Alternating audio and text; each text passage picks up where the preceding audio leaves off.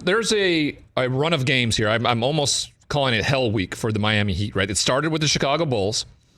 Last night, it went to the Milwaukee Bucks, and they had every opportunity to take the first two legs of this series before heading to New Jersey, or the Nets tonight, the Brooklyn Nets, I called them, tonight, and Kevin Durant's return, and then the Philadelphia 76ers. But talk to us about the ending of that basketball game. 20 seconds to go. Tyler Hero has the ball and the lead, and they can't get it done in regulation. Yeah, and it's really surprising that happened because the Heat, they've had some ups and downs the last few years, but, one of the calling cards is that they're always resilient, they're disciplined, they make smart decisions, and, that didn't happen. So I'm scratching my head because the reason why they're in, the top of the Eastern Conference is because they usually master those things. I mean, speaking with Mark Medina from NBA.com,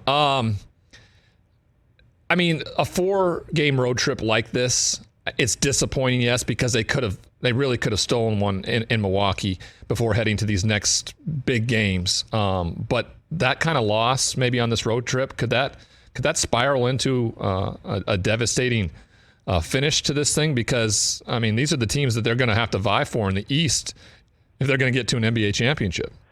Yeah, I doubt it, only because I think the Heat are a resilient team. Look, I think that they very well could lose to Brooklyn tonight. They could lose to Philadelphia, but I would think that would have more to do with Kevin Durant coming back tonight. And Philadelphia, they've looked unstoppable ever since they've gotten James Harden, and that so far that pairing with Joel Embiid has been pretty much seamless. So, in fairness to Miami, before their loss to the Bucks, they were on a 4-game winning streak. They had gone through a 5-game winning streak before now to Dallas. So I think for the most part they've been consistent. But I think to your broader point, the Eastern Conference is wide open here, and I would still give the edge to Philadelphia and Brooklyn because they're the most talented teams on paper. There are recipes for them to be combustible because of health and chemistry question marks with the new rosters. But on talent itself, they have the edge. And so where Miami has to be consistent is relying on that Heat culture. And I know that, people outside of Miami roll their eyes, but it is a real thing that they've been able to, be on top of the Eastern Conference, not only because of having Jimmy Butler and Kyle Lowry, but, they have a really good infrastructure from top to bottom. And that's what they have to tap into if they want to get out of the East. The Brooklyn Nets, like you mentioned, bring back Kevin Durant tonight after being away for a bunch of games. His reemergence, what kind of difference? And shockingly enough, it's a pretty easy answer to this. But what do you think his impact's going to be initially coming back to this team? Yeah, I think it's going to be immediate. The intriguing and comforting thing for the Nets with Kevin Durant is that look, he's obviously had a lot of injuries these last few years and coming off the Achilles, but when he's been on the floor, his numbers are actually better than his pre-injury with his Achilles.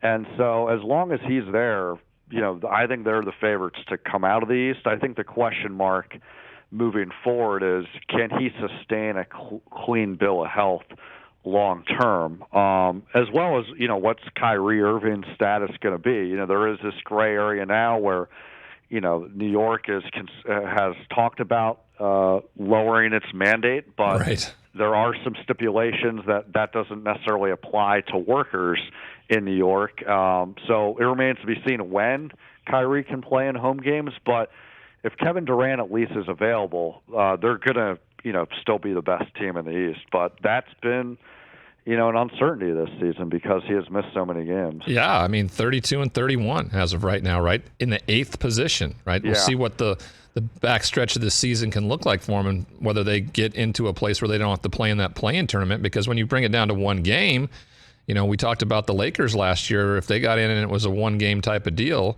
you never know what's going to happen in one game. You could have a bad shooting night, you could have all this, and you'd be out of the conversation. Yeah, and that's the blessing and the curse that the Nets have right now. They're very top-heavy, so Kevin Durant and Kyrie Irving can camouflage all their issues, but if one or two of them are out, they don't really have a lot of good depth.